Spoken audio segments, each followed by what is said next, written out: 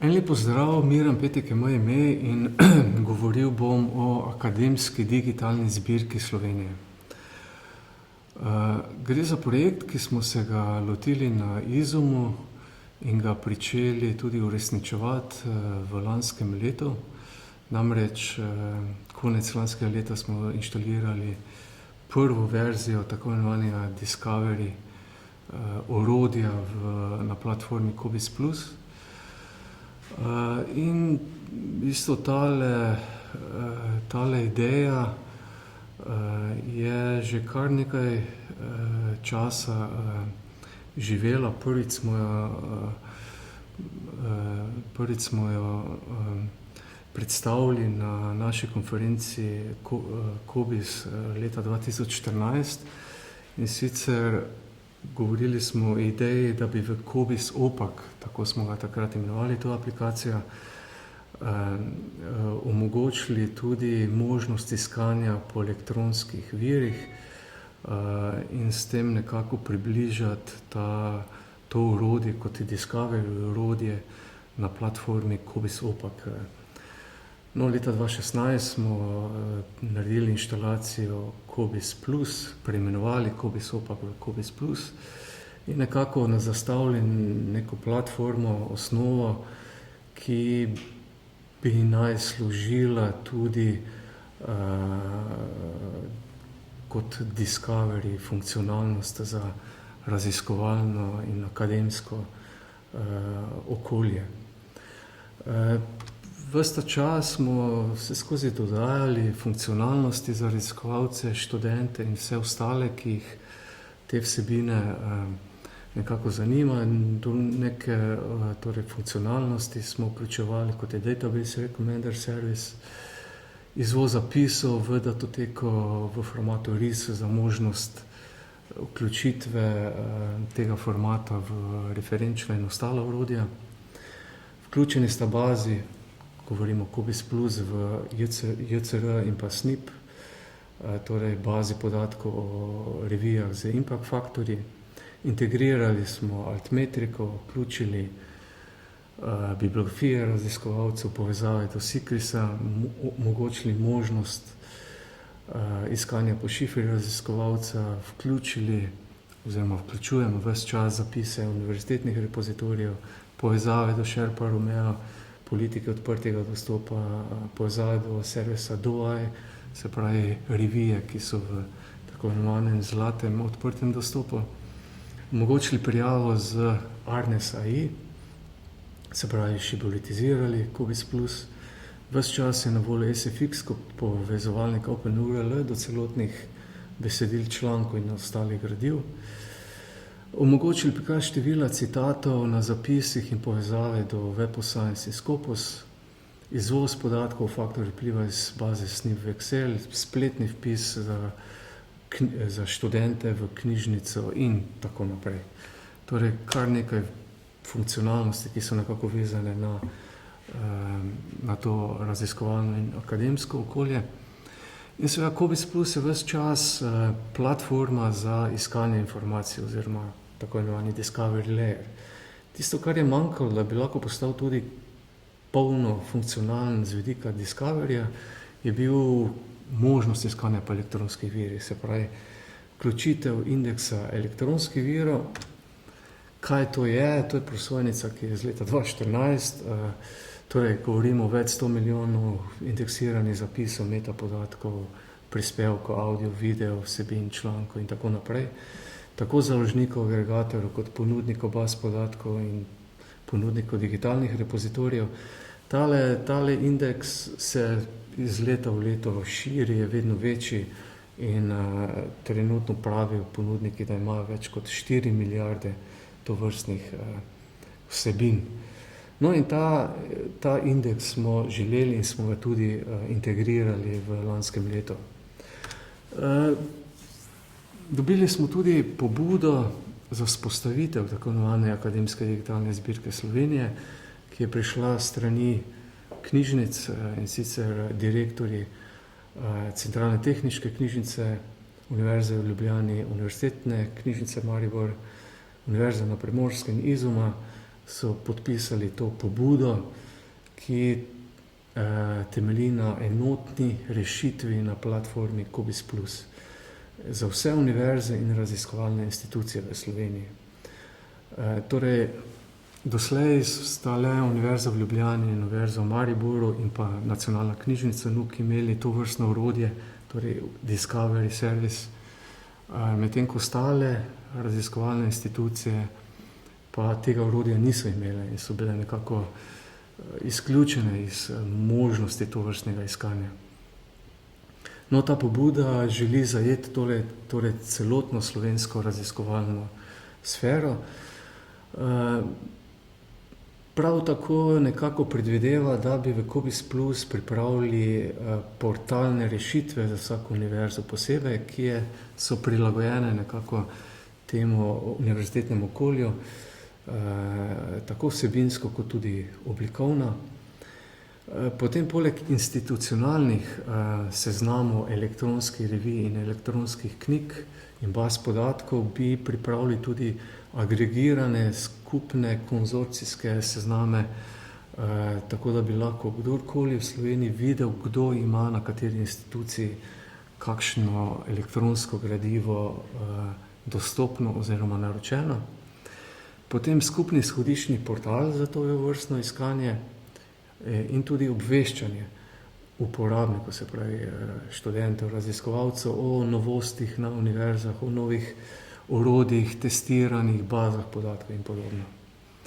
Oblikovana je bila delovna skupina s predstavniki CTK, UKM, NUK in IZUM-a, kjer smo neke osnovne smernice zastavili in v naslednjih fazah bomo čim več tudi vključevali digitalnih lokalnih repozitorijev v možnost iskanja. Namreč, kot veste, Discovery orodje je namenjeno temu, da imamo eno izhodiščno točko za iskanje vseh virov, tako tistih tiskanih, ki so nekako shranjeni v knjižnici na policah, kot elektronskih, kot tudi teh digitalnih oziroma vsebinah, ki so shranjene v digitalnih repozitorijih. Na tem prikazu bi želel mogoče malce pojasniti te portalne rešitve. Torej, akademska digitalna zbirka sestavljena iz 5 portalnih rešitev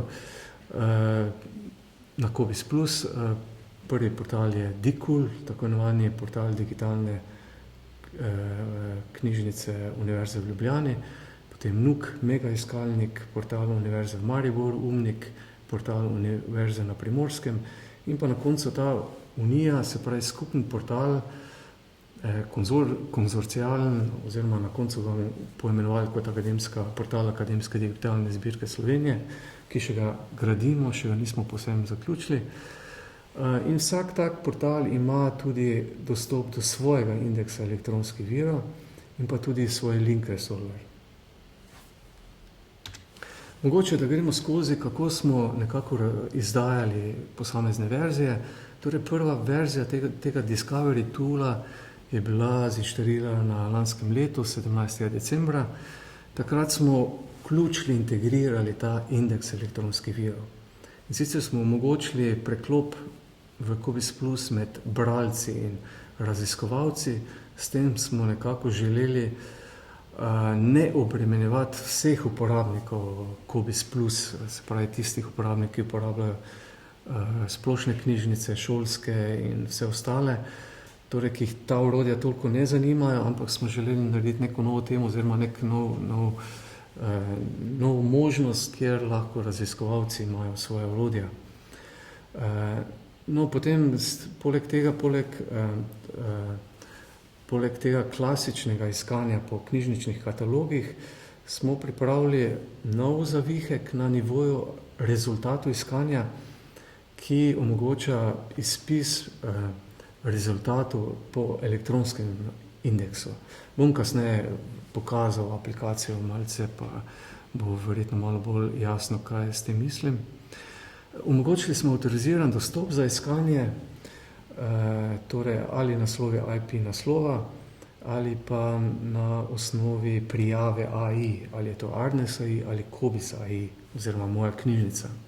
Namreč del vsebine tega centralnega indeksa je pod avtorizacijo in moraš biti prijavljen ali pa na pravi instituciji. In pa omogočili smo povezave do celotnih besedil odprto dostopnih vsebin.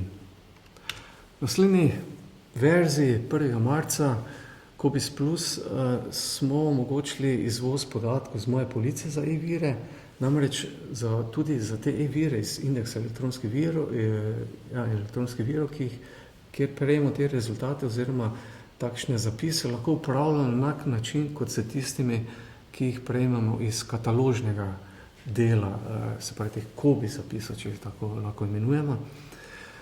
Potem smo omogočili pri e-virih dodatno faseto datum izida in pa začeli vnašati zalogo za naročene vire slovenskih konzorcijev. Namreč v Sloveniji imamo več konzorcijev, za katere predvsem skrbita CTK, Centralna tehniška knjižnica Univerze v Ljubljani in pa Nacionalna knjižnica NUK. In seveda več institucij, vse univerze in pa precej raziskovalnih institucij v različnih konzorcijih sodeluje in ima dostop. In te podatke treba vnašati, tako imenovane knowledge base. No in s tem smo nekako pričeli. 9. maja je spet en velik mejnik za razvoj naših aplikacij, predvsem Cobiss Plus. Implementirali smo tako imenovane specializirane univerzitetne portale.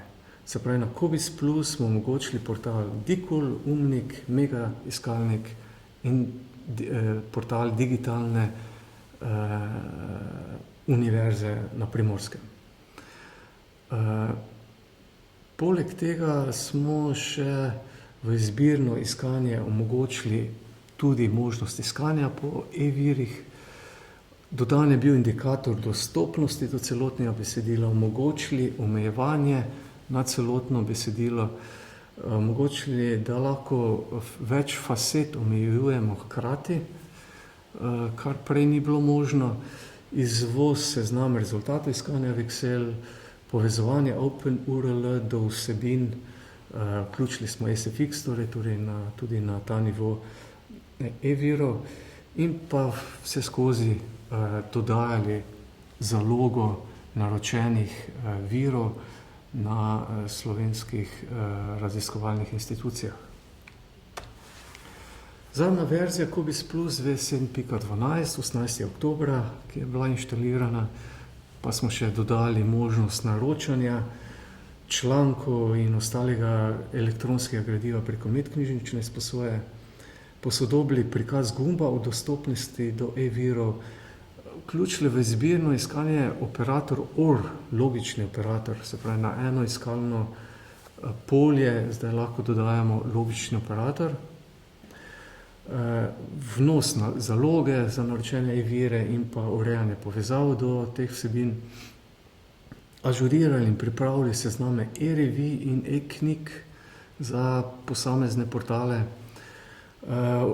možnost iskanja po PubMed ID-ju, smo dodali nove fasete oziroma prevedli fasete jezik, vrsto vsebine, dodali faseto avtorja, ponastavitev označenih omejitev smo omogočili, izboljšali omejevanje po letu izida in vse skozi prilagajali te portalne rešitve nekako v skladu s tem, kako na univerzah pač nekako želijo imeti. Namreč omeniti moram, da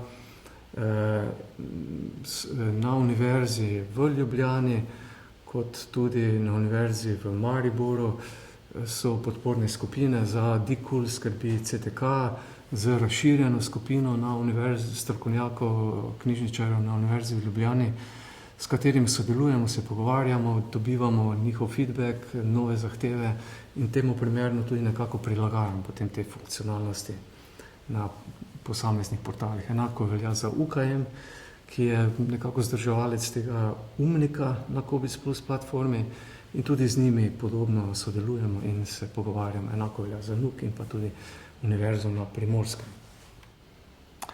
Takole, zdaj bomo pa pogledali samo aplikacijo Cobiss Plus. Jaz verjamem, da ste že sami te funkcionalnosti poskusili oziroma celo redno uporabljate, ampak če slučajno pa še morda kdo ni, bom na hitro malce pokazal, o čem pravzaprav se pogovarjamo. Torej, zdaj vidimo Cobis Plus aplikacija in prva funkcionalnost taka je tukaj zgoraj možnost preklopa med bralci in raziskovalci.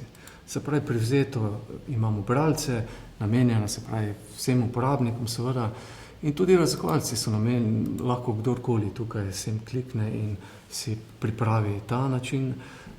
No in tukaj na temi raziskovalcev imamo zdaj pripravljene tako imenovane discovery funkcionalnosti. Vidimo, da se že nam tudi menijska vrstica malce spremenila, repozitoriji so tukaj dodani, informacijski viri, sezname e-revij in pa e-knjig in pa možnost preklopa med posameznimi portali. To so zdaj tisti 4 portali, o katerih sem prej govoril. Pa recimo, če prvega pogledamo, to je tako imenovani DIKUL, Digitalna knjižnica Univerze v Ljubljani. Vidimo, torej gre za platformo Cobis Plus, je nov portal, domena malce drugačna. Drugače princip iskanja pa je na vseh portalih zelo podoben. Tile meniji se mogoče malce razlikujejo, ker so pač prilagojeni posamezni instituciji. Zdaj, če grem spet nazaj na ta konzorcijski portal, bom izbral recimo mega iskalnik, ta pa je spet že v barvah nekako nacionalne knjižnice. Pa še poglejmo portal Umnik, Univerze v Mariboru, v barvah nekako njihovih želja in pa tudi meni prilagojen pač temu, kar nekako bolj potrebujejo na Univerzi v Mariboru, recimo raziskovalne vodiče so vključili, potem nekatere druge povezave do virov, ki jih imajo na svojih spletnih straneh in podobno, ampak načeloma pa je princip iskanja in pa funkcionalnosti so enake na vseh portalih. No pa še poglejmo tega zadnjega, se pravi portal Univerze na Primorskem, torej zelo podobno pri vseh teh 4. Tale 5. pa bo se oblikoval v tako imenovano akademsko digitalno zbirko. Ta portal bomo še gradimo in ga nameravamo zdaj v naslednjih mesecih nekako oblikovati tako, kot smo si zamislili. No pa bom zdaj recimo naredil en primer, zdaj sem izbral DIKUL, Digitalno knjižnico Univerze v Ljubljani, pa bom dal eno iskalno zahtevo, morda takšno, ki je v tem današnjem času morda celo najbolj iskana ključna beseda, recimo koronavirus. Takole, kliknem poišči in na Digitalni knjižnici Univerze v Ljubljani so se odločili, da je privzeta nastavitev rezultatov iskanja e-viri Univerze v Ljubljani. Torej vidimo, imamo 2 zavihka.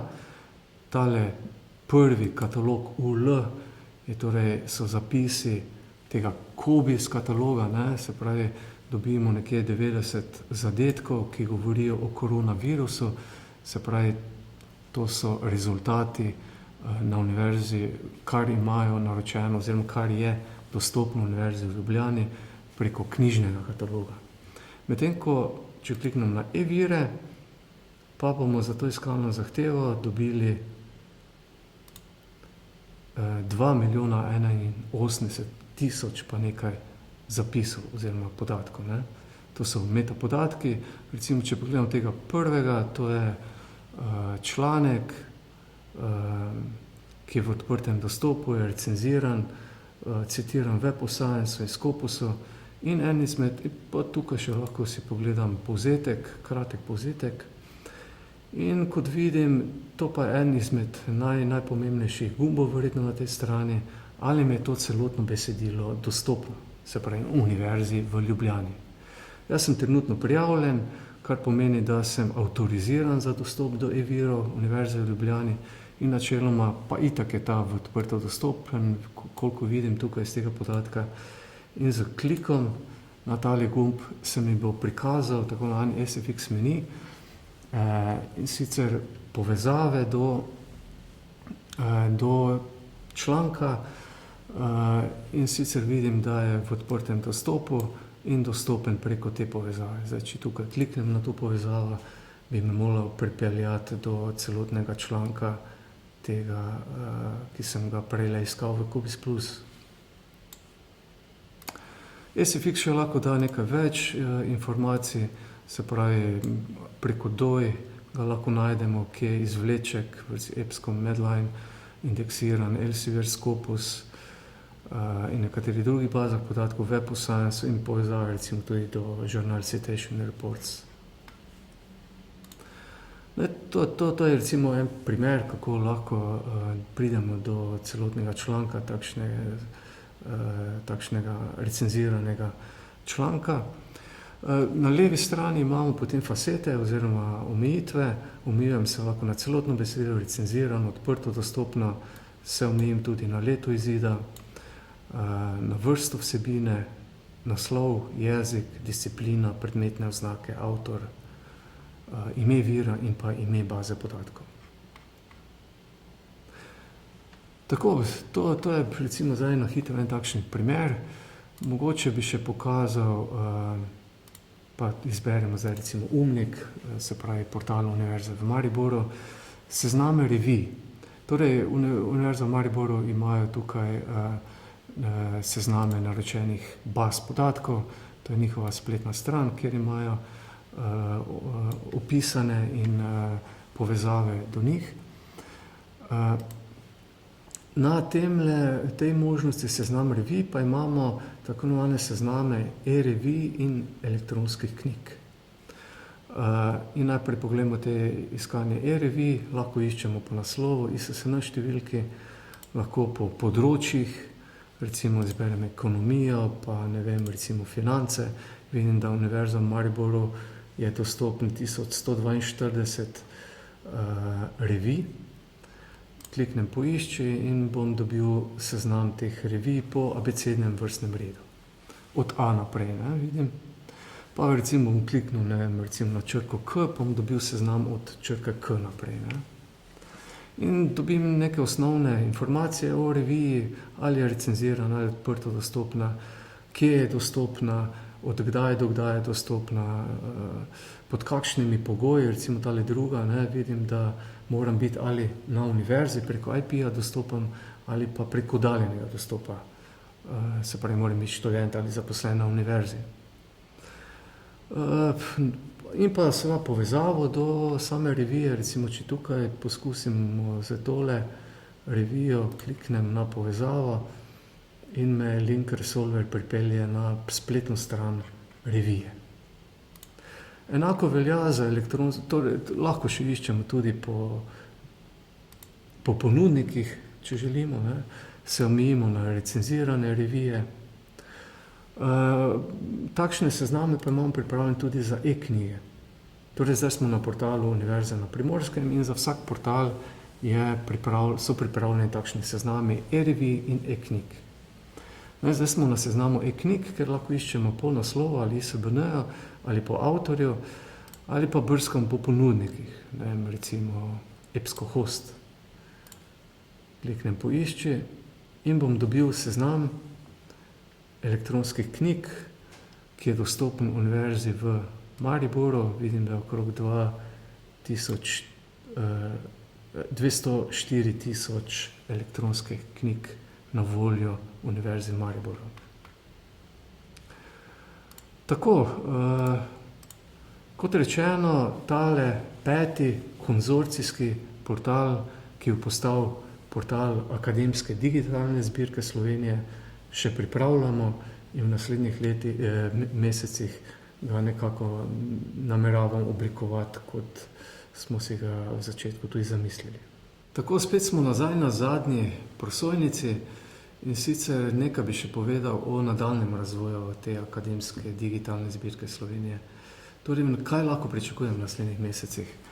Pripravljamo spletno stran ADZ in sistem za obveščanje o novostih. Namreč želeli bi na enem mestu tudi sporočati uporabnikom, kaj je novega v zvezi z iskanjem in odkrivanjem informacij v Sloveniji, na posameznih univerzah, na posameznih institucijah, ali so kakšna nova testiranja novih orodij na voljo, ali